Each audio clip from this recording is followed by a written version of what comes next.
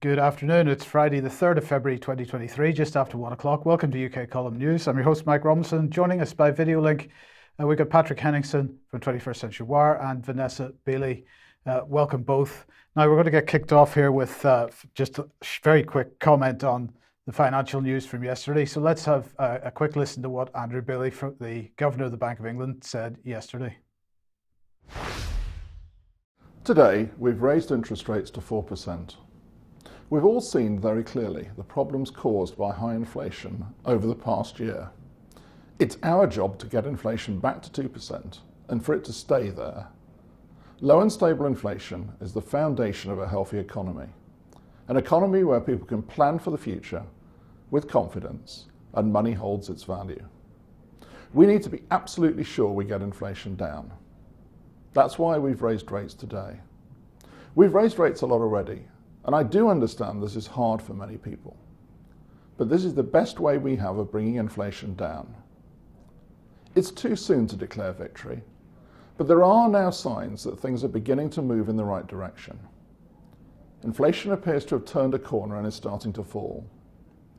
We will continue to take the decisions needed to see it through. So we should be deeply impressed with that, no doubt. Now, this is the graphic that the Bank of England pushed out yesterday, and I just want to point at the middle section on the right-hand side there. This is what they say inflation is going to do. We expect inflation to fall quickly this year. So it's gone up very steeply, it's going to come down very steeply, and that's going to solve, Patrick, all our problems because, of course, as he said, when inflation comes down, that's the end of it, isn't it? Except it isn't, because all inflation is a representation of how fast prices are rising. Prices aren't going to fall just because inflation falls. Prices don't fall because inflation falls. They want inflation around the 2% level. So we're at this level of pain for the long term, really. Yeah, well, the best thing to do if you have inflation, Mike, is always to borrow and spend more. This is what governments have done, but no, I'm joking. This is what governments do, and hence the problem gets progressively worse. We don't see any addressing the fundamentals of the economy, the fundamentals of the energy market, all the main things that are driving the price of goods and services right across the board. There's nothing coming from government or the Bank of England or anybody else to address those core problems. So the problem will just persist. Right. Same thing in Europe, same thing in the US. Absolutely. But not perhaps quite so bad in Russia and China. But anyway, we'll come on to that some other time, no doubt. Let's move on to the issue of vaccines. And I want to begin just with this job advertisement on civil service jobs. This is for Vaccine Supply Operations Lead. It's a job being advertised by the UK Health Security Agency, and the deadline for applications is Tuesday, the 14th of February 2023. It's a reasonably well-paid job, £49,592 to £62,286 a year. They say that if you're a non-civil servant applying for the civil service for the first time, you'll come in at that lower rate. But anyway, let's see what they have to say. They say that Vaccines and Countermeasures Response Department is part of the National Infection Service Directorate. Many people don't understand that these organisations exist within the UK Health Security Agency, but anyway, it goes on. It is concerned with the procurement and supply of vaccines for the immunisation programme and the national stockpiles, vaccine agreements and storage and distribution requirements for pandemic flu preparedness and emergency response planning. This includes the budget management and financial accounting in relation to these arrangements. It then says the role of the Vaccine Supply Operations Lead is a new post to support the operations, providing accurate and timely reports for a range of stakeholders during what is expected to be the UK's largest vaccination programme, which will be delivered at pace and will be a key ministerial priority. The role will be directly responsible for the daily operational management of all COVID-related products, ensuring their timely distribution across the UK, Crown dependencies and overseas territories. So in the first paragraph there, we saw that they were talking about pandemic flu preparedness, but now we're talking about COVID-related products. But they are saying during what, so just put that back on screen if we could, Stephanie, during what is expected to be the UK's largest vaccination programme, which will be delivered at pace and will be a key ministerial priority. Now, it could be that what they've done is simply take the text from a previous advertisement and rehashed it for this. But I wanted to know what they meant by the UK's largest vaccination program, because it's an expectation. The implication is that this is something that's going to happen in the future. So I wrote to the media team at the UK Health Security Agency, and well, let's just have a look and see what I got back. So here's Claire Cook. Thanks for your message. I'm now out of the office until Monday, the 6th of February. Okay. Then I got Luke Guinness. He's currently on shared parental leave. Then we've got Emma O'Brien. She's out of the office until, well, until Monday, in fact. Then we got Rosie Reeves-Webb. She's out of the office until Monday. And then we've got Matthew Blom, who's out of the office until Tuesday.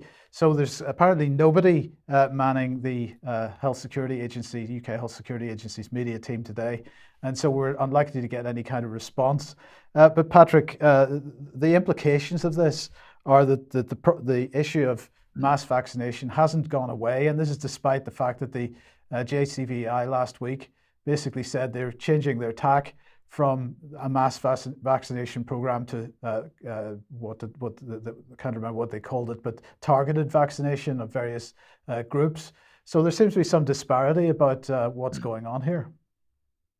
Yeah, the key word, Mike, there is countermeasures. Countermeasures. What type of a term is that? This is a military term. It pertains specifically to biowarfare and biodefense.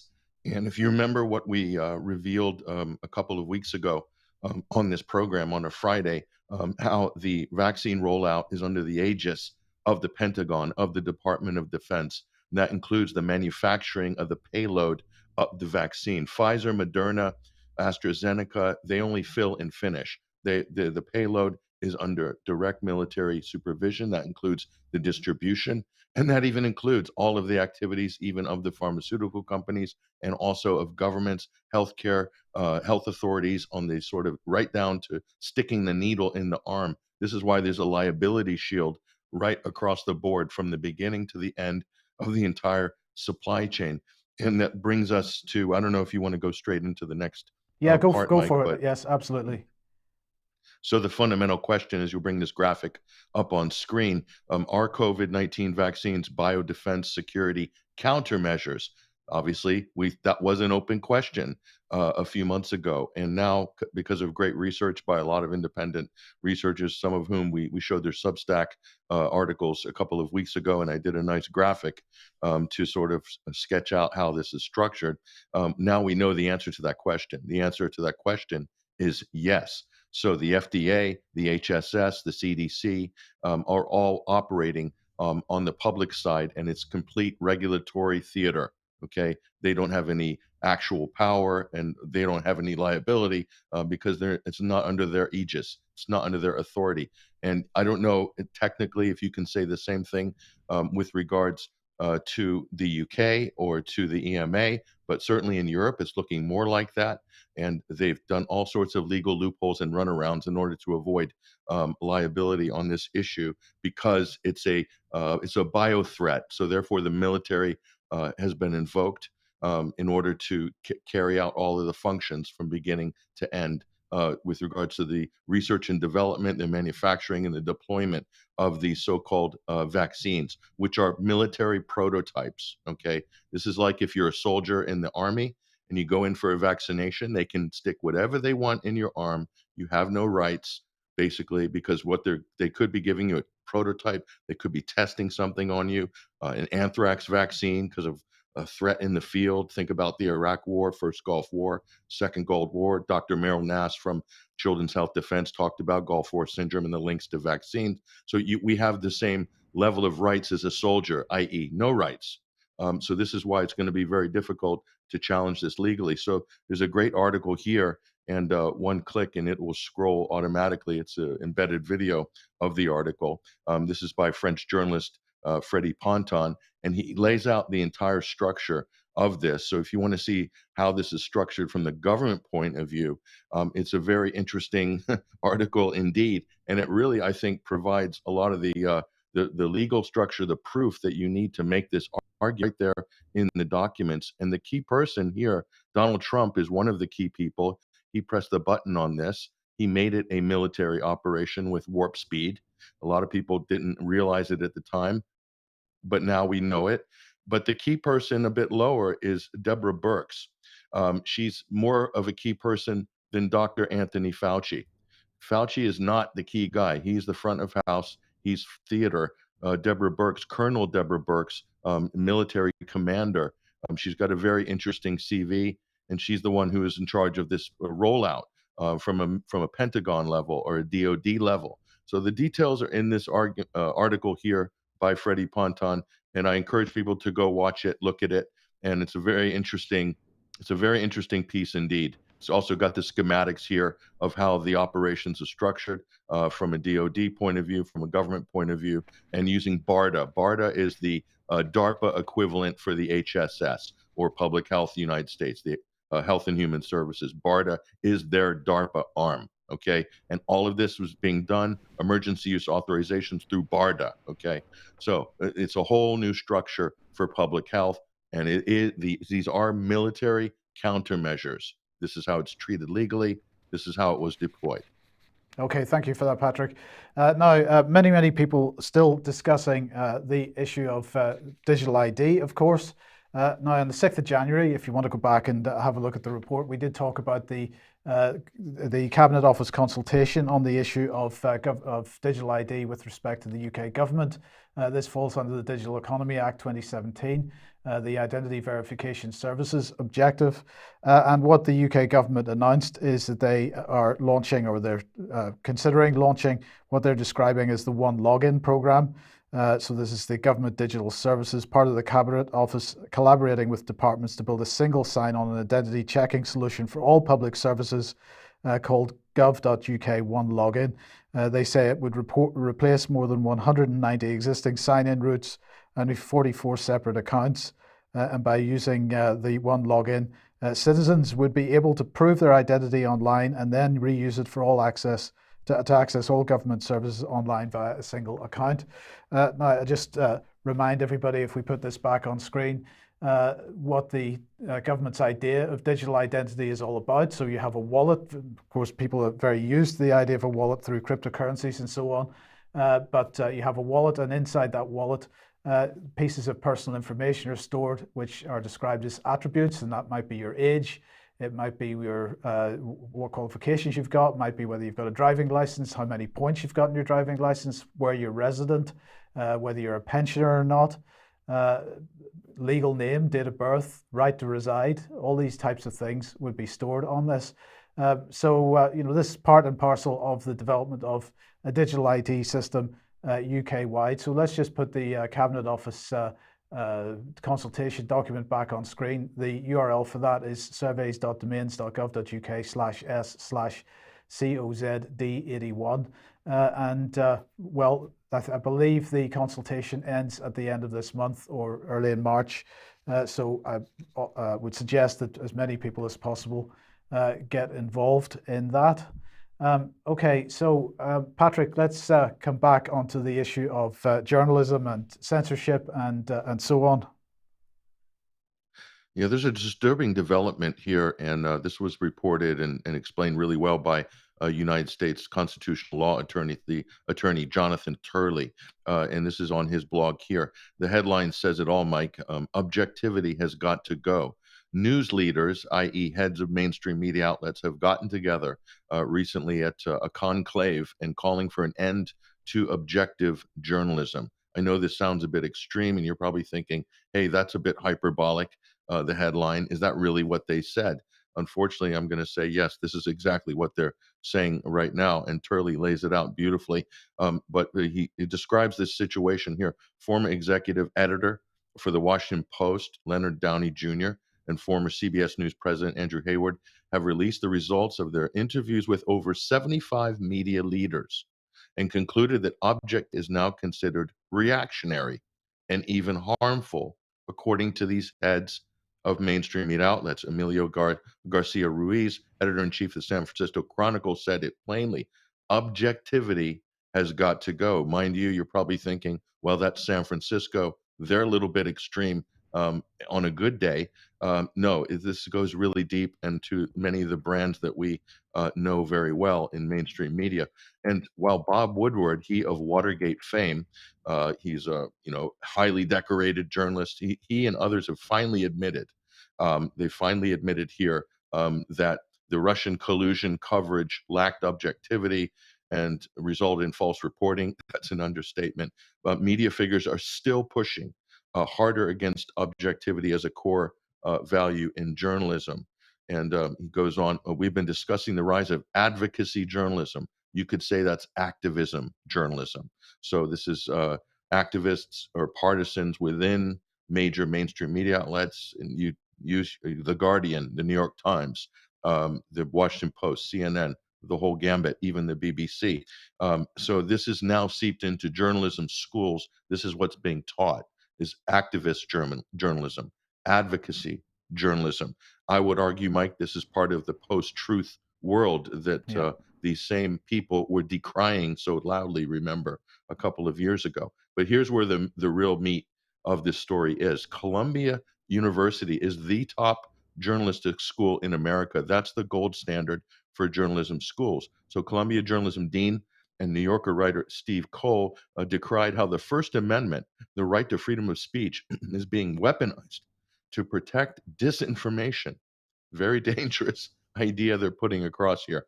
In an interview with the Stanford Daily, Stanford journalism professor Ted Glasser insisted that journalism needs to be free from itself, from this notion of objectivity, to develop a sense of social justice.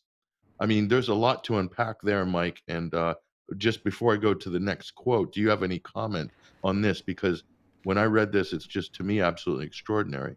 Well, it seems to me we've gone quite far down that road already, with the mainstream press effectively being bought off by governments. We've seen that this sort of activist journalism right the way through the coronavirus last 2 years. We've seen it. We saw it with Syria. We've seen it. We've seen the likes of BBC Media Action and Thomson Reuters Foundation actually going into other countries and training up journalists in order to pursue a particular political goal. So we've seen a lot of that already. At the same time, though, we have still seen some objective journalism over the last few years, but clearly that's to be stamped out. It looks like it. It looks like that's being pushed out. I'll also argue the entirety of the Ukraine coverage for the last year could be under the banner of activist journalism. The activism being, let's keep the war going as long as possible. So, I mean, I don't. It can't get any worse than this. And for them to Well, be coming out and saying this outright, it should really make people step back and really look hard at this. yeah, right. So look, just before you move on with this, Patrick, I'd very much like to get Vanessa's thoughts on it, if you have any. Yeah, I mean, I find it quite interesting, as you said, Mike, and Pat just concurred. I mean, this has been going on for some time. Objectivity, for me, is a little bit of a red herring, because journalists in mainstream media haven't demonstrated any objectivity for a very, very long time, because effectively, as we know, their narratives are being managed. So, I mean, this is the first time I've seen this. I guess my mind is worrying a little bit as to what it's trying to achieve, because, of course, it's not going to penalize mainstream journalists. It's going to be used as a weapon against those that are challenging the narrative. So I'm trying to figure out in my mind how it's going to be used. Maybe one of you has an immediate idea on that. I haven't actually processed it yet. Okay. Yeah, I will add to what Vanessa says. That's an interesting point Vanessa has brought up. How is this going to be? How's this new tact by the mainstream media professionals going to be used to, isolate, to marginalize, to, call dangerous disinformation purveyors like bloggers and independent journalists and things like that. And I think what we're seeing is the elevation of the profession of journalism. This is what Glenn Greenwald said beautifully a couple of weeks ago in his program, System Update, elevated to this priestly caste. In other words, you won't get the protections that the law offers journalists or journalism or free press unless you belong to a trusted news organization or you're affiliated with one of these institutions or you're state funded in terms of media, i.e., the Trusted News Initiative, these various BBC and other quangos that have spun And off it. Patrick, we've got to make Yeah. the point that that is a fundamental tenet of the online safety bill. That is right there in the legislation as it's drafted at the moment. So so they're all kind of festooning around like they've got these principles for these highly faluting positions at the Guardian and whatnot, but they don't have any principles at all. As you can see, they're basically undermining the whole concept of the fourth estate. This is dangerous because when you take objectivity out, the reason is, and I think Mike and Vanessa, you might agree or disagree. I think this is a way of them addressing the competition in the information space because I will, admittedly, a lot of independent journalists are gonzo journalists. They're actually put themselves inserted into the story, and they're readdressing a overall imbalance in coverage, i.e., if 99% of the entire media sphere is reporting Syria, for instance, or Ukraine, for instance, one way, or COVID one way, or vaccines one way, then the alternative media the entirety of our coverage at the UK column or the 21st Century Wire or another outlet or Gray Zone or something is going to be covering it in such a way to readdress that giant imbalance in media coverage, and then the mainstream will look at us and attack us and say your coverage is not objective. You need to belong to a press regulator or something in order to cover both sides. And so the both sides issue, they will weaponize and point at independent outlets, demand that they be regulated. But the mainstream at that level, they don't have to do the both sides anymore. They can pursue advocacy journalism. That's my sort of reading of it, Mike. I don't know if you agree or not. Yeah, more or less. But anyway, move on to the next bit, Patrick. Okay, we'll talk about the Twitter files, and the timing of this is interesting. Just this week, thank you to Elon the Compassionate, the new monarch in San Francisco in charge of this platform. My Twitter account was reinstated this past week. So quite amazing. And I didn't realize it happened until I logged in by accident one day and saw it there. It had been frozen for a month in stasis, so it was visible. But now I can use it and interact with it. I can post and use my contacts and everything like that. So that's an interesting development. And Pepe Escobar and others, their accounts appeared on the same day as mine. So there's a whole litany of independent journalists that have appeared. So this brings us to the Twitter files. The timing of this was interesting. Was also at the same time a new trove of documents has come out in the Twitter files here. This is Matt Taibbi. This is his Substack, The Racket. And the headline is Move Over Jason Blair, Meet Hamilton 68, the new king of media fraud.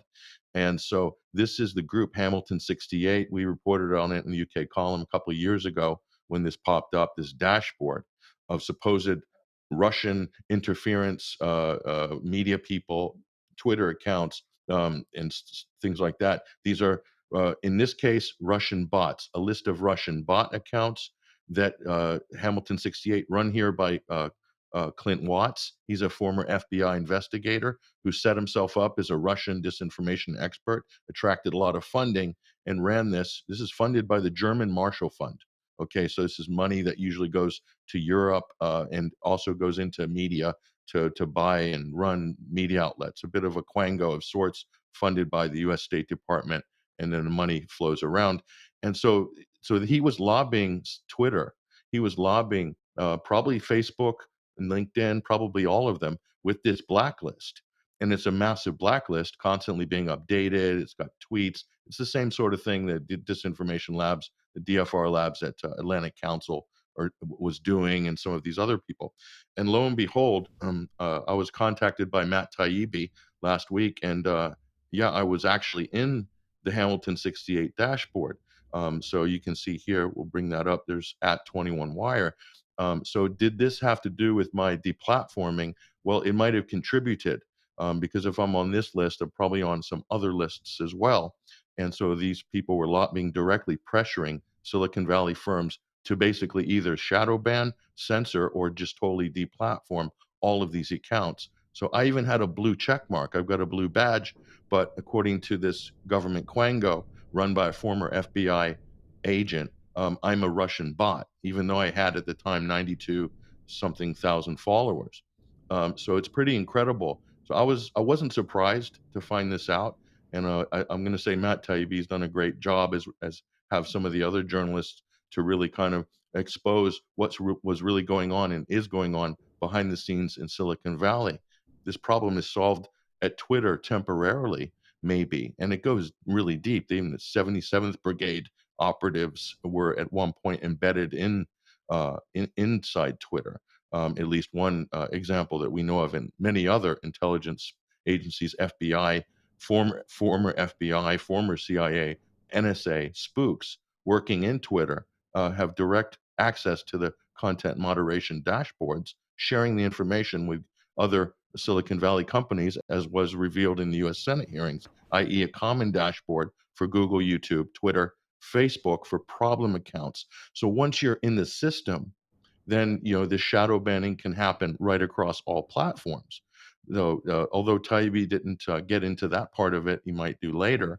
But what has been revealed has been very, very educational to see how corrupt and toxic this whole system is behind the scenes. So, I'll kick it back to you and Vanessa for comment. But this is a huge, huge problem, and these lists are everywhere, and we've had experience with this for years. And now we're seeing the final, proof of how it was used.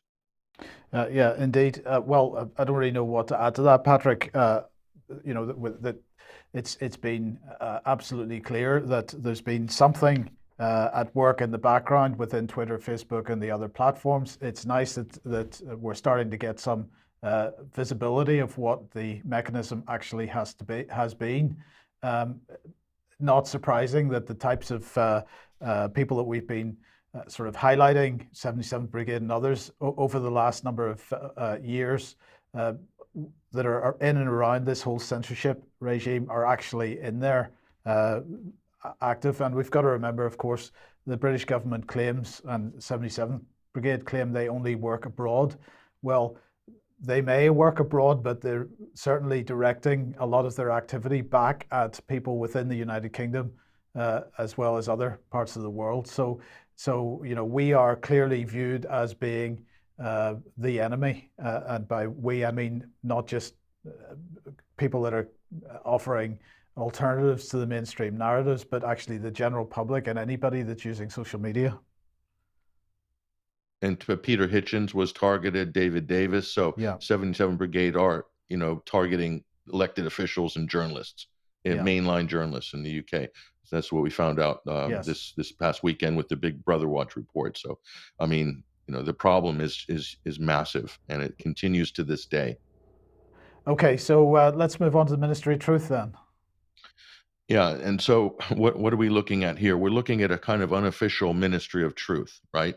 This is a network of institutions. This is government. This is big tech. These are academic working groups, Quangos, NGOs like the Hamilton 68, effectively functioning like a ministry of truth. And the mainstream media is part of this as well, because they get the blacklists. Okay, then they're talking to people like the Huffington Post, okay, in the UK, and then they go and they run to social media and saying, are you allowing these people to have these extremists with these extremist views to be on your platform? You're allowing them to tweet, and we're going to run a story on this. You better do something about it. And so lo and behold, this is when accounts get flagged, shadow banned, and deleted in some cases. So and they do this for live events as well. They go to the venues. It's the same thing.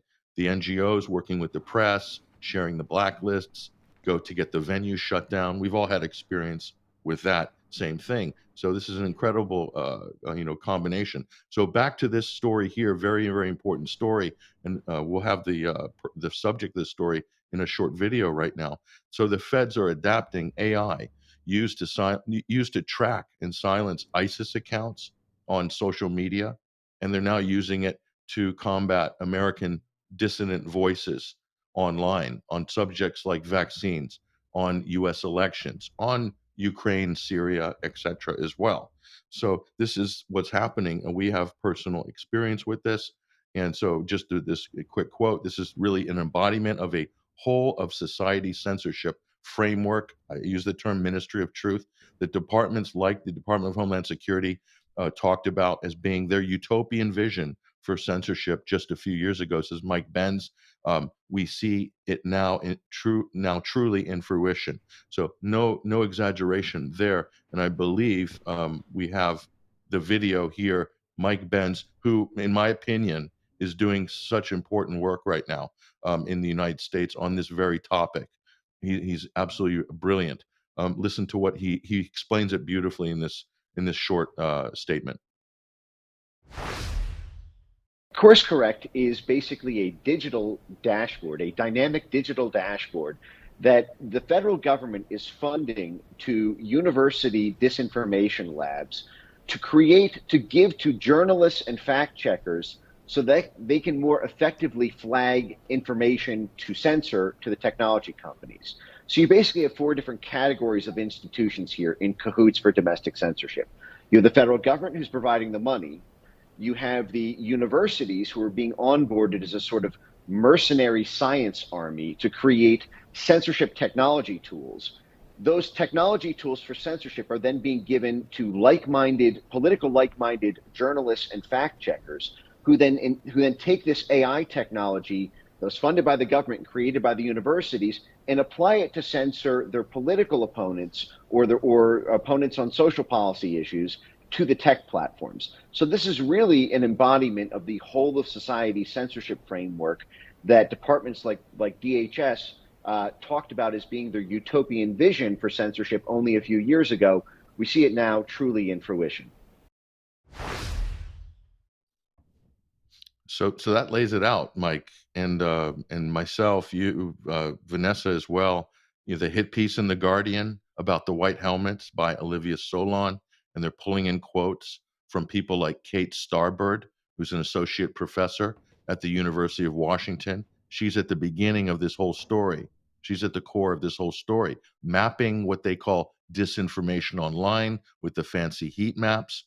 What are they mapping? They're mapping dissident opinions. They're mapping people's views and opinions. They're doxing them. Then they're drawing up lists, and then they're sharing those, and those are being used to censor. This is done with public money, but it's done under the guise of fighting disinformation, which was a trendy term when Trump got elected. It attracted a lot of money and funding, and politically, universities were more than happy to fund this type of stuff using AI now to automate this process. Okay. And it's about attacking dissent. It's not about attacking quote disinformation, because a lot of the claims they make in their academic reports and at their conferences are not factual.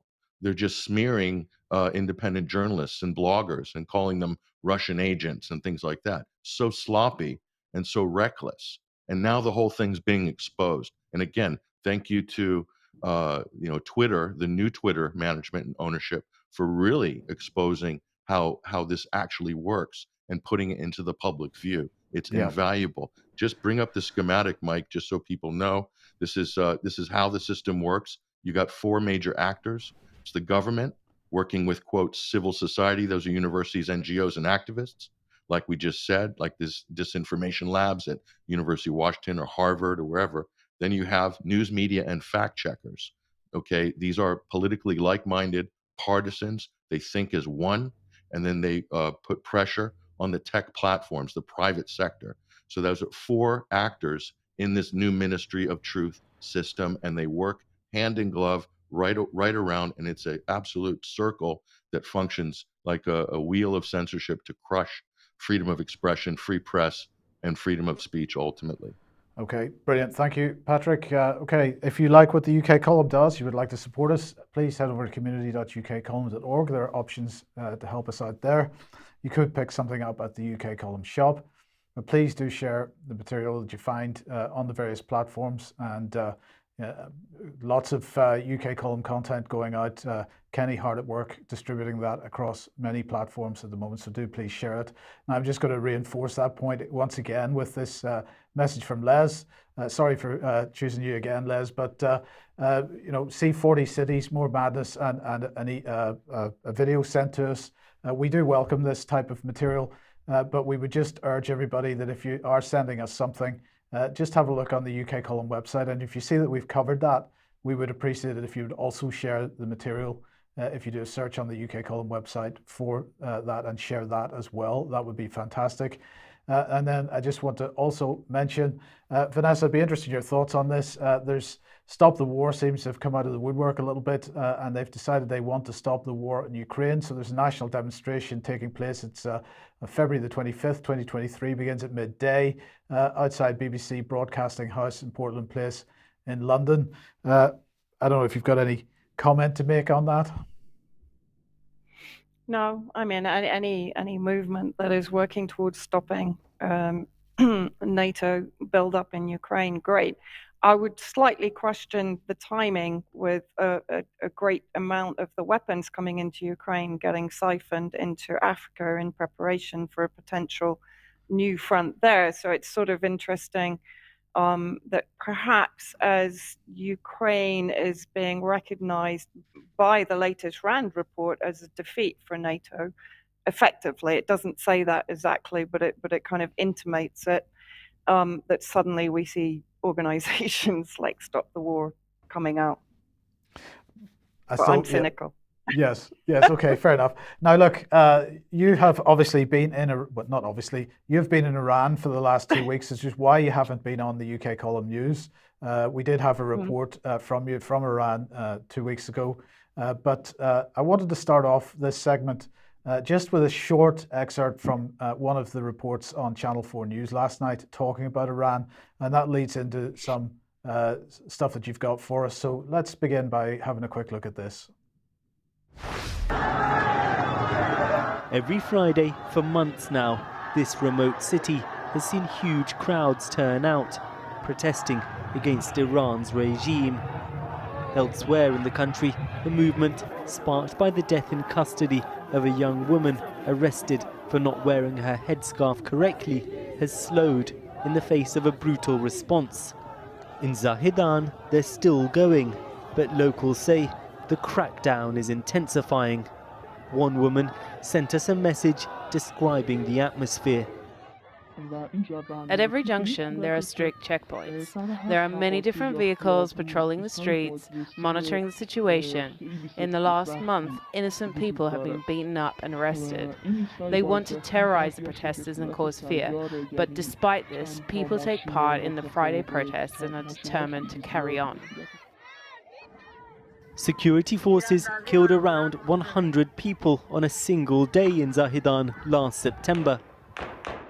The protests began in solidarity with others elsewhere in Iran, but also focused on the alleged rape of a teenage girl by a local police commander. As the dead bodies piled up, the massacre became known as Bloody Friday. So that's just a short excerpt. Vanessa, you got any thoughts on that? No, I mean, it's obviously difficult to keep up with the tsunami of information that's being poured out by not only Western media outlets like Channel 4, BBC, but also the Gulf funded, the Western funded, like BBC Farsi, like a huge number of media channels that are publishing in Farsi to deliberately mislead and misinform the Iranian people. And that was pointed out to me during my 2-week trip. I also have to make clear that I was in Iran for 2 weeks. I traveled I spent some time in Tehran. I then went to Isfahan, to Shiraz. I didn't see any sign of protests whatsoever during my time. I saw, as I think my video showed, a high degree of women walking around without even a headscarf on, some wearing kind of hippie beatnik hats, some semi-scarved, some, of course, wearing the chador and wearing the hijab. But that all of the women were mingling together in the various bazaars, in the various streets and shopping malls that I visited, which sort of slightly contradicts the hyperbole that's being put out by the likes of the BBC, Channel 4, and all the various other CNNs and so on. And that's kind of what I wanted to go through today, because yes, targeting individual stories like these is difficult on an ongoing basis, just as it was difficult at the beginning of the war against Syria to actually keep up with the level of storytelling that has been going on. But what I wanted to do today is to demonstrate how many of these stories, when they're actually investigated, are proven to be false. So first of all, someone sent me yesterday this story recently in from the BBC. Iran dancing couple given 10-year jail sentence. Now, immediately when you read the title, of course, the Iran, in inverted commas, dancing couple are presented as nothing more than people who are objecting to the Iranian government policies. But the reality is, when I spoke to Setara Siddiqui, who I've already interviewed, she told me that as far as she knew, the jail sentence was 5 years. She's checking for me at the moment whether that has been increased.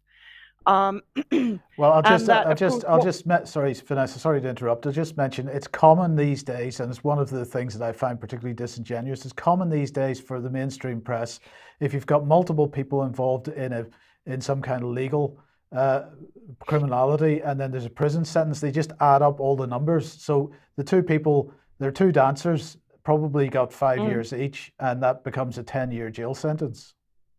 Good point. Yes.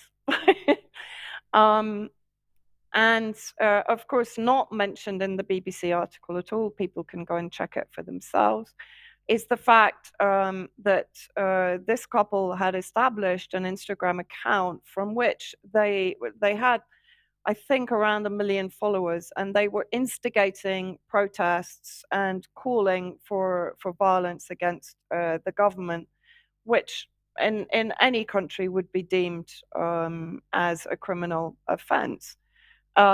Now, I recommend that everybody goes to Grey Zone and reads the article by Setara Siddiqui and Christopher Reaver, who have set up the Tales Twice Told podcast, which you can find on YouTube. But this article goes into some depth into the fake stories that are circulating around Iran.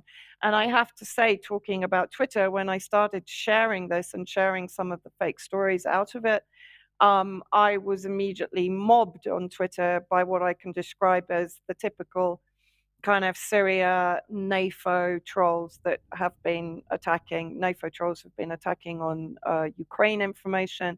And I had a very similar Twitter storm at the minute that I started questioning the stories that are being put out on social media and in mainstream media. So let's have a look at a couple of those stories. Again, I would recommend everybody goes and reads the article because it's very revealing. So first of all, people will probably remember the story of Elnaz Rekabi, who had been competing in South Korea. She was a climber, and her hijab fell off during the competition, and that then instigated an entire sort of melee of reports claiming that she had disappeared post the competition, that she had been arrested because she was competing without head covering. And of course, the BBC jumped on it. This was one headline that they put out in December 2022. The family home of the Iranian climber demolished. Now, in the article itself, they go into greater detail. But let's have a look at Rohala Rezvi, an activist and journalist that I know very well inside Iran, who immediately put out a statement saying, well, it wasn't a family home, it was a resort. It wasn't her actual property, but her brother's property. It was not destroyed for any political reason, but due to illegal construction in the first place. And the destruction took place on the 11th of June 2022, so months before the recent events and not related to the events at all. Then let's have a look at Justin Trudeau and a number of other high-profile personalities like Elijah Wood, the actor, putting out the statement that Canada denounces the Iranian regime's barbaric decision to impose the death penalty on nearly 15,000 protesters. These brave Iranians were fighting for their human rights, and we continue to stand united in support of them and united against the regime's heinous actions. No mention, of course, of Canada's heinous actions during COVID and post-COVID. But let's look at where this story actually originated. So Omid Memarian, outrageous after killing hundreds of protesters on the streets and violent crackdown. MPs in Iran called the protesters Muharib.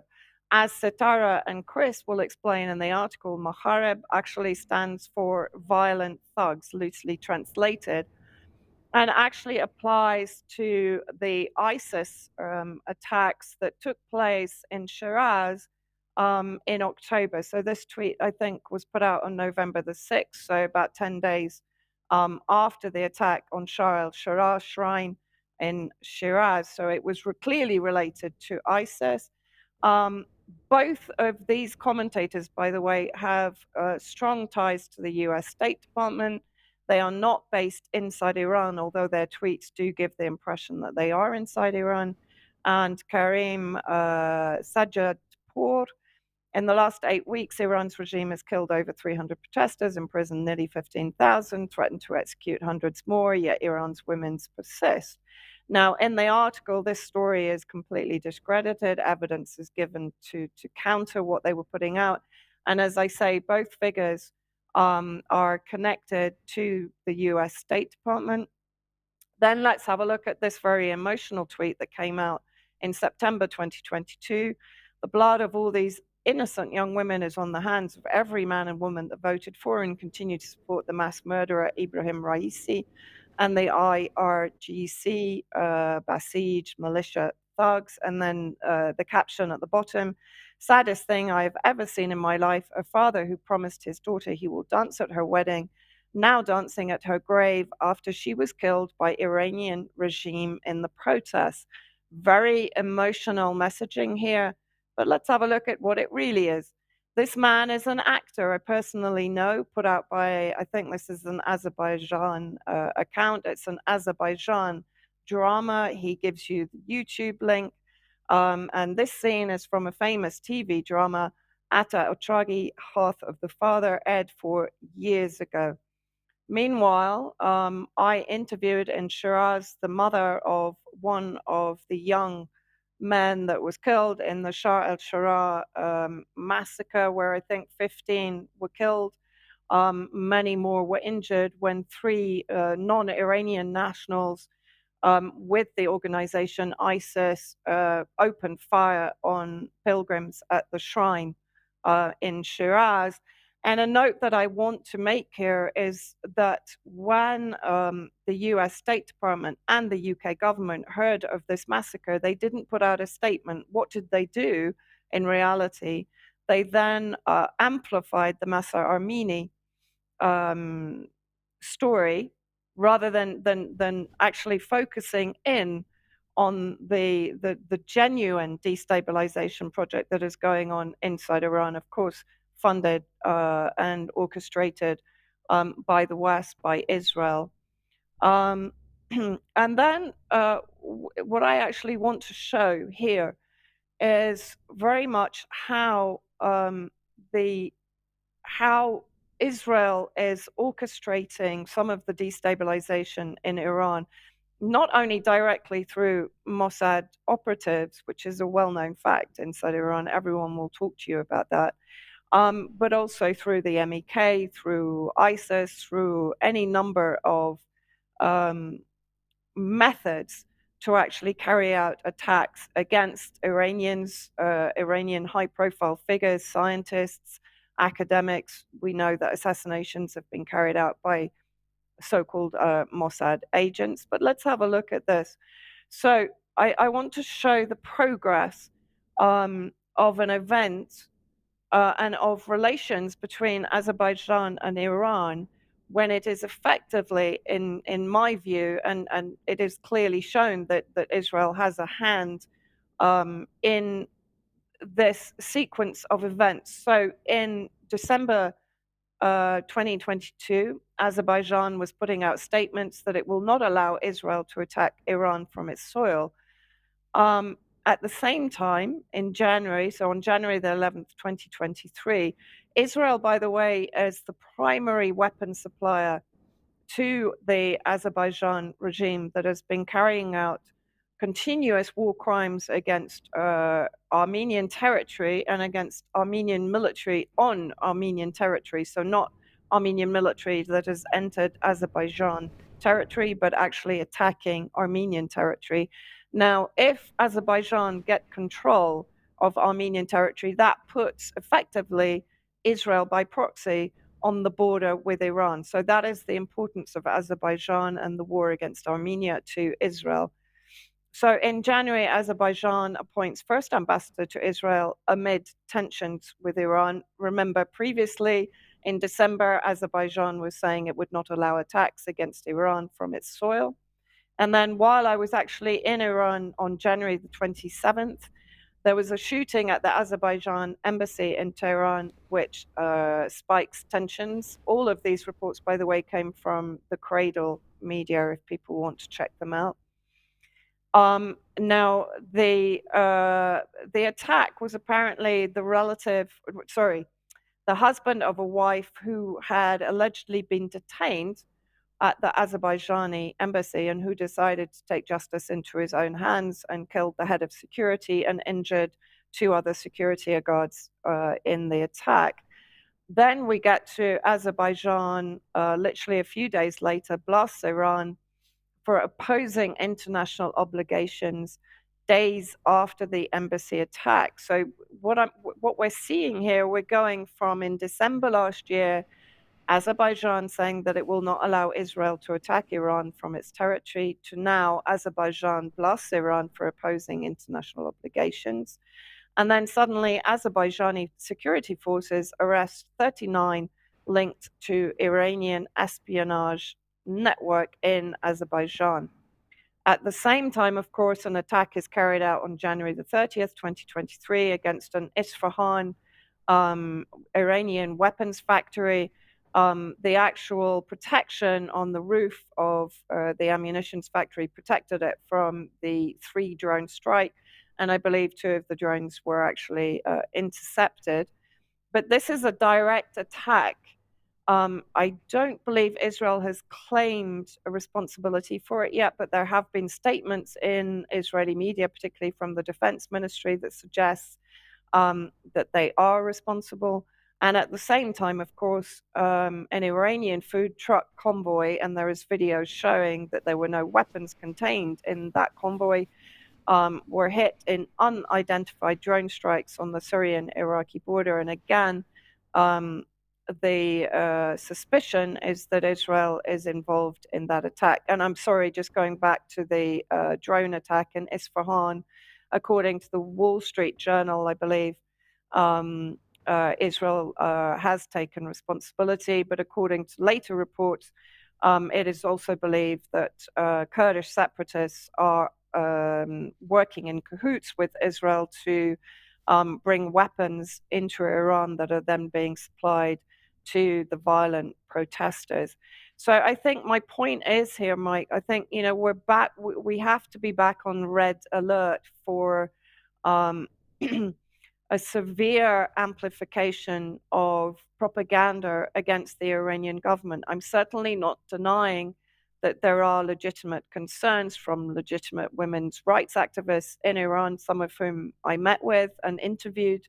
But the sort of superimposing of Western drama, hyperbole, and propaganda designed, of course, to whip up the frenzy amongst the protesters is something that we should all be very aware of. We've seen it in Ukraine, we've seen it previously in Syria, we've seen it over COVID, and we are definitely now seeing it in Iran. And of course, we have to bear in mind the importance of Iran to the entire non-aligned axis. Syria is reliant upon Iran for oil supply, while the US is occupying Syrian oil resources in the northeast.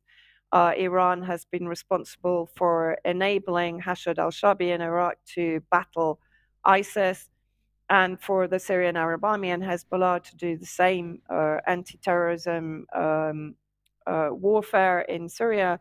And of course, it is supporting Palestine against an increasingly far-right extremist Israeli regime. Okay, thank you. So just in a nutshell, then, your assessment is that there are definite parallels between what's going on in Iran at the moment and what happened in Syria pre-2011? Absolutely. Yes, absolutely. Okay, well, maybe we'll discuss that a little bit more in extra. Now, let's move on to Ukraine then. And, well, we're going to begin with Tobias Ellwood, of course, chair of the Select Defence Committee. He's an MP. And, of course, as we know, he's also reservist Lieutenant Colonel in 77 Brigade. Let's see what he was saying on the end of last week. We are now at war in Europe. We need to move to a war footing. We're involved in that. We have mobilized a procurement process. We're gifting equipment to Ukraine. We need to face Russia directly, then leaving Ukraine to do all the work. Now, of course, there are mouthpieces like Tobias Ellwood in the UK, in Europe, and in the United States. But as we know, there's still a lot of diplomatic toing and froing about to what degree is the support going to be direct in Ukraine. But nonetheless, it's pretty clear that what the West has been doing. We've been reporting on it for the last year, but the Russians being more open about their position on this. So let's just have a brief look at what the Russians are saying. So Sergei Lavrov here, whatever our Western partners say, however they try to justify their supplies of weapons to Ukraine, including the notorious slogans such as "weapon supplies pave the way to peace," everybody understands what's really going on very well. For quite a long time, NATO has been directly involved in the hybrid war against Russia, and this is reflected in the hot dimensions of the Kiev regime's actions. Dmitry Peskov, we see how NATO's entire military infrastructure is working against Russia. We see how NATO's entire intelligence infrastructure, including reconnaissance, aviation, and satellite groupings, are working in the interests of Ukraine in a 24/7 mode. And Anatoly Antonov, the political circles in Washington do not hide the goal of the war on the Ukrainian territory, and my tongue did not slip, to inflict a strategic defeat on Russia, to exhaust and to wear down our country. They want to drive a wedge between us and the former Soviet republics. They threaten them with sanctions. They persuade them that all cooperation with us must be stopped and all ties must be cut. The Russophobes have decided to cut Russia's name from the political map of the world. These ideas are not propaganda slogans and are not a figure of speech. This is indeed a real situation in our relations. So, Patrick, to bring you back, this is the Russians becoming much more open about their position on this, that they absolutely view this as a direct conflict with NATO. Yeah. So, I mean, there's plenty evidence to suggest this. Not just on the geopolitical propaganda front, on the economic front, of course, on the military front as well. So, this is why our politicians are working overtime. This is why the media is working overtime to make us believe in the UK or in the EU or in America, but especially here in Europe, that we're at war with Russia. That they've told the public, the electorate, de facto, you are at war with Russia. Get on board with the war effort, and whatever that is. If that's the information war effort, that's the economic war effort, and tighten your belt because it's all for a good cause. It's to keep the Russians at bay, etc. So I think over time, and again, as Vanessa mentioned, the non-aligned countries who are becoming increasingly aligned as a result of all of this bifurcation in the global geopolitical and economic world. I think they're going to be able to notice this, and it's going to be talked about more and publicized more. And this idea is going to come out, especially from Eastern Europe. Eastern Europe, I'd keep a close eye on just in general, because they're being used as cannon fodder. So you're going to hear the most outbreaks of sanity happen along the Eastern European part of the EU. Okay, so let's move on to the economic situation and the EU's response to Biden's Inflation Reduction Act. Sure, sure. The first thing, let's just point out, just get this out of the way first, Mike. The Biden's Inflation Reduction Act has not reduced inflation; it's increased inflation. It's a bailout for all the green energy boondoggle projects to subsidize all of this side of the energy sector in hopes that it will also bring the price down. And it's done the opposite. It's driven the price up of green energy and just energy in general, and created instability on the grids during a very cold winter, which we'll show in a minute here. But let's just rebrand that headline here, just so people know. The EU's will refashion that headline. The EU's response to their own failed green policies and suicidal anti-Russian sanctions. Okay, that's really what it is. So they're wanting, Ursula von der Leyen, Brussels are wanting to be seen to be doing something. So they look over at the United States, this big symbolic move, the Inflation Reduction Act, a total failure, helping to bankrupt the government more.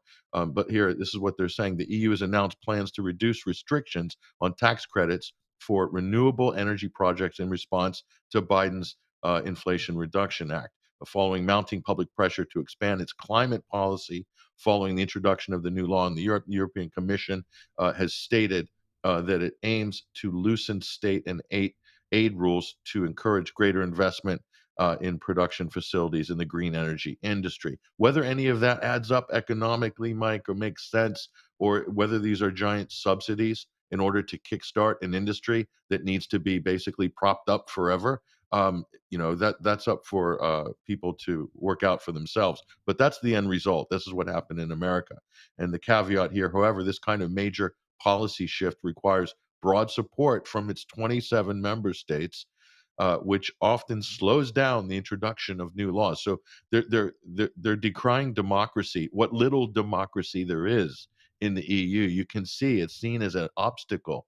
It's seen as a hurdle to what the Germans or what the Nazis called Gleichschalten, which is a total uniformity of policy and thought right across the board. And isn't that what the European Union is all about under the Ursula von der Leyen regime? Yeah, it does look like that's the case, Mike.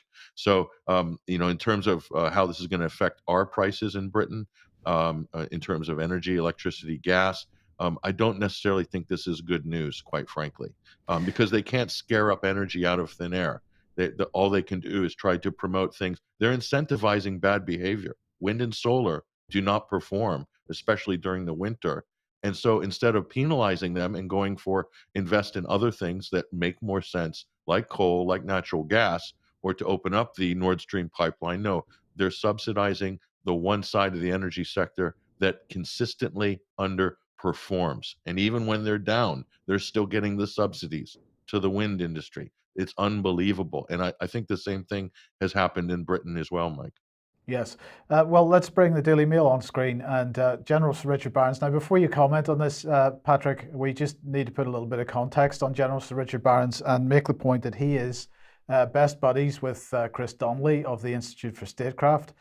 He is therefore pushing forward, and he works with Chris Donnelly, so he is pushing forward an integrity initiative, anti-Russia, absolutely anti-Russia view. So, however, he has joined the barrage of voices warning about the state of the British Armed Forces. Sorry. So yeah, I agree with you 100%, Mike. I think the purpose of this story is to try to beat the drum for more money, more funding. And what is that really? That's the defense contractor industry lobbying. So this is the military working hand in hand with the press and the defense industry to try to raise those budgets and get those orders up here. So he's saying that the Britain would run out of ammo in a day if they fought Russia. Now, there's some context to this. It's not all inaccurate. It's true. And it should also just speak to the point of how could the government in Britain be so gung-ho for a war threatening Russia this strident talk when they couldn't even mount major combat operations and have it last for more than a day. It's kind of ridiculous on its face, but that kind of just speaks to the whole ridiculousness of a lot of NATO member states' orientation with regards to this Ukrainian conflict. But look at this. We just go back to 2021. They ran this war game here where the British Army ran out of ammunition in just 8 days for a 10-day online simulated war exercise. This was run by a member of the United States, Lieutenant General Ben Hodges, front ran this here. And so we'll look at the context of that here. And so that's, Mike, it's they don't really have the capability to go to war. And again, we've spoken about this before. What capability do they have at the end of the day? It's special ops, sabotage, false flags, gangs and counter gangs. This is what Britain does really well historically, and it's probably what they're going to continue to do. And all of this conventional war beating of the drum is not going to make any difference to the conflict as it stands in Ukraine between Russia and the NATO-backed forces in Ukraine and all of our other various and sundry mercenaries and special forces running around in between. But in the meantime, I mean, I have to say, this story did the rounds of various media. The headline here is "Furious Navy Chiefs Order Investigation After Workers on Trident Submarine Glued Broken Bolts in Nuclear Reactor Chamber." It's almost incredible to believe that has actually happened, but they say that it has. And if it has, that's a significant breakdown in, well, I mean, it seems like a desperate act for anybody to do such a thing. Yeah, what does it say? You could translate that, Mike, as they're cutting corners, budgets are tight, they don't have the right personnel, they don't have the level of expertise or competency in key positions like engineering and maintenance. You're talking about the nuclear fleet as well. That's a big ticket item. This is a multi-billion-pound item. And so if this isn't going to be looked after in the way that it should be on a base level, what on earth is Britain doing with a nuclear deterrent anyway? Yeah. That's the obvious question. Yes. Okay, now let's just mention AUKUS. Let's remind everybody what AUKUS is. This is the partnership between the UK, the United States, and Australia. They signed it a couple of years ago. They signed this, what they described a landmark defense and security partnership that would defend our shared interests around the world. This is all about reorienting NATO towards the South China Sea, of course. And part and parcel of, well, we'll come on to what part and parcel of this was in a second, but AUKUS, Boris Johnson said at the time, will preserve security and stability around the world and will generate hundreds of high-skilled jobs as we level up, apparently highly skilled jobs, so that we can glue bolts together on nuclear submarines. But anyway, this is the nuclear submarine technology that we are giving to Australia under this deal, of course. The Chinese, naturally, at the time, were not terribly excited about it. The Chinese Foreign Ministry spokesman at the time saying AUKUS risks severely damaging regional peace and intensifying the arms race. So why are we mentioning it now? Well, because Wednesday, yesterday, and today, the AUKMIN meeting for 2023 is happening. So we had the Deputy Prime Minister, Australian Deputy Prime Minister, and also the Australian Foreign Minister over visiting the UK, and there is Ben Wallace and James Cleverly greeting them. They were having a fun time in London on Wednesday, talking about all kinds of things. This is a historic opportunity for the three nations with like-minded allies and partners to protect shared values and promote security and prosperity in the Indo-Pacific region, is what the original statement said, and this follows on from it. But following that meeting in London on Wednesday, they then headed off to oh, sorry, I apologize. I've forgotten exactly where this is. But anyway, they were having a look at the various training that was going on. Australian troops training Ukrainian troops alongside UK troops and so on. So let's see who all was involved in this. I've completely lost the plot. But anyway, that was on Thursday. Then today they went on to Portsmouth for more meetings, and it was all very exciting for them. But here's the key point.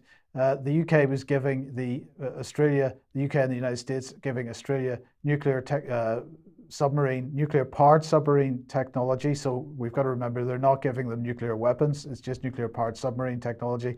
And this was at the time, if you remember, that the French were trying to sell the Australians some diesel-electric submarines. And so this didn't go down terribly well with the French. Now, the Australian delegation met with the French before they came to London earlier this week, and the AUKUS was not mentioned. The whole thing was quietly forgotten about and brushed under the carpet, but nonetheless still an issue there with respect to the relationship between Australia and France. But this AUKUS partnership, Patrick, as I say, about the reorientation of NATO towards the South China Sea, all about making sure that the war drums start beating in China's direction. Sure, but Mike, you have to remember, NATO is a defensive organization. It's totally voluntary. You make it sound like that it's some kind of aggressive U.S. and British-led confab that's trying to incite war halfway across the world. You should know that it's just a defensive alliance. Well, that's what they claim. But look, sorry, I found the section of text that I wanted to tell everybody about there when they were meeting the Ukrainian trainees on Salisbury Plain. Just because the number of countries involved in training the Ukrainians at the moment, just be interested in your thoughts on this. So it was involving forces, not only Australian troops, but also Canadian, Denmark, Finland, Sweden, Norway, New Zealand, Lithuania, and the Netherlands, all taking part in training Ukrainian troops on Salisbury Plain during this meeting. That's quite an international force they're trying to build up. Yeah, it is, Mike. It also reminds me of other training that's gone on in various other conflict zones where they pulled either militants, extremists, in some case terrorists, and are training them in NATO countries. And so what this does by pooling the countries to get everybody involved in this, it's like if you're going to rob a bank, you want to sort of have 5 or 6 people, key people involved in the crime, so that everybody will keep quiet if in fact that crime is later exposed. So this by pooling everybody and getting everyone's hands dirty in this dirty war that's shaping up to be a dirty war in Ukraine, then also that guarantees the silence of other member states, so they're not able to speak out politically in an independent way because they're actually involved in some very dirty ops or black ops in this case. Yeah. So that's one way you can also look at it. Yeah, okay, thank you for that. Okay, Vanessa, let's bring you back on screen, and we'll talk about the OPCW, because the OPCW has released its third report on the alleged Duma chemical attack in Syria. Yeah, I mean, this is just a heads up for people. I'm actually doing an interview with the Syrian ambassador to the OPCW in The Hague on Sunday to run through some of the information that has obviously been omitted from this investigation and identification team report. Of course, the IIT has been given the mandate by the aligned countries that have led the regime change war in Syria, using the chemical weapon canard as their justification for intervention, both political and economic and military, of course, by proxy, to overthrow the Syrian government and to destabilize the entire country. As I've said previously, occupying Syrian natural resources and destroying civilian infrastructure. Now, what is interesting about this IIT report, of course, they've now been given the mandate, which Russia has opposed, to attribute blame. And despite the coming forward of dissident OPCW inspectors who were the first on the ground in Duma and who have proven through their investigative work that it was not a chemical attack at all, and was obviously in that case not by the Syrian government. The event itself staged by the UK created white helmets that testimony and witness statements were doctored. The entire report was basically nobbled by Yeah. the Western cabal that have been trying to overthrow that report. Foreign Affairs and Federation. One thing that I wanted to pick up out of that response, Mike, is the following statement referring to the white helmet. If you go Right. to the next Yeah, slide. Vanessa, I'll read that because your connection's just breaking up a little bit here. So the statement says, white helmets brought the corpses of the alleged chemical weapons attack victims mentioned in the IIT report in advance from nearby territories. They had gunshot wounds and mine blast injuries while lacking any signs of exposure to chlorine. Well, this is a new development. Actually, this hasn't been mentioned at all previously, and we have to assume this is based on the possible exhumation of the actual victims of this staged event. And this is one of the questions that I'll be raising on Sunday as to whether the Syrian government has any details to hand of this, because this is quite a major development. This sheds again the white helmet staging of this event in a very poor light. Of course, Riem Dalati, a BBC producer, has even publicly stated that the hospital scenes were staged. Now, if the hospital scenes were staged, then the latest scenes presumably were also staged. So what's happening now? I mean, the release of the IIT report now is interesting timing, of course, as the West is ramping up its rhetoric against Russia in Ukraine. There could be a number of reasons for this. It could be that they don't want attention brought to the IIT report because they know that it's on very shaky ground.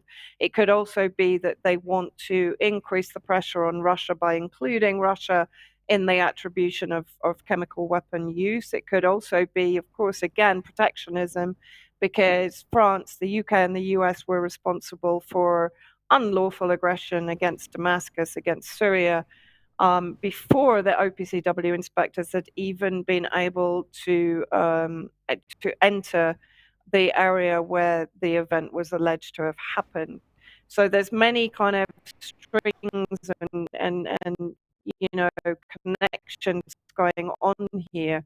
But the bottom line is the IIT has continued to shore up the OPCW narrative and to provide of the US. Yeah. Okay. Thank you for that. Okay, Patrick, we're a bit short of time, so we'll run through this. We're beginning with the lovely Greta. Yeah, this is the emaciated Greta. As you can see, she's looking there with the mask under her chin. But it has to do with the cold snap right now, power outages in America, and of course, Greta can't very happy about that, especially because of the wind energy's role in that here. But so Texas has been hit again, Mike, as we reported 2 winters ago. You remember that big power outage that hit Texas in a big way. So they're having rolling blackouts now in Texas. There's a lot of different reasons for it. But I think the important point to point out here is that green energy is not helping to fortify the grid at all. In fact, just the opposite. Energy policy continues to gnaw away at the capacity of the grid here. And this is an interesting part I just wanted to pull out here. And I think this is also relevant to the UK. And it says, after running out of wood to burn during that freeze, Winona Cave, she's talking about the 2021 freeze, a 47-year-old in Finn, Texas, started stockpiling wood in anticipation of another winter storm. She said her current stash stood 15 feet long and 5 feet high. And so, isn't this interesting, Mike? That with all of the investment in green energy, with all of the subsidized money that's going towards all these things, that people still need as a backstop. They still need to go source and collect and store wood, and have a wood stove. So we saw efforts by governments. Remember in the UK a couple of years ago, Mike, all the rage was, oh, burning wood stoves are going to have to go. We're going to have to make them illegal. You And remember that all pressure that is talk. still there. They're still pushing that as hard as they possibly can at the moment. Yes. So this is a good example of people need wood stoves as a backup, and they need wood stock to get them through what could potentially be a disaster if you get a major cold snap here. So this is what's happening in some parts of the U.S. And so, but look at the grid problem, Mike, is basically fundamental. And again, this is a couple of weeks old, but they basically foresaw this problem here. This is the Federal Reserve Bank of Dallas. But interesting detail: as the temperature fell and demand soared, they're talking about the previous blackouts. At 10,000 megawatts of thermal power plant capacity and 6,000 megawatts of renewable generating capacity was offline due to these conditions. So the problem that they flagged up here, Mike, which I think is important, once in a while you get some interesting factoids from people like the Federal Reserve, is that you can't attack whole sections of the energy portfolio, i.e., natural gas, and expect that the industry is going to have surpluses on hand, expect that the infrastructure is going to be able to cope with massive pressure here. And here's the point, and they put this also in this article. Additionally, Texas natural gas production is estimated to have fallen by almost 20% in December, according to Bloomberg, their new energy finance section, Mike. So we have a potential systemic problem that's going to roll over from one year to the next. And I just brought in this footage here from East Midlands here. That's a major coal plant there, East Midlands Parkway near Derby. That's British coal right there. And it's burning full steam, Mike, full steam ahead. So again, Britain's having to turn to coal to provide the baseload for its energy grid in parts of the country. And I dare say Greta is much, much unhappy about that and will continue to be. But Mike, it's just a question of common sense and practicalities. And it's not, and this power plant here, and burning cleaner than ever before, by the way, these coal plants, it's not going to change the weather of the planet. It's not going to cause the oceans to boil, as Al Gore claimed at Davos 2 weeks ago. Indeed, indeed. Right. Well, look, let's end the program then just with this. I just want to bring a couple of articles here about 15-minute cities up. So this is the Yellow Advertiser.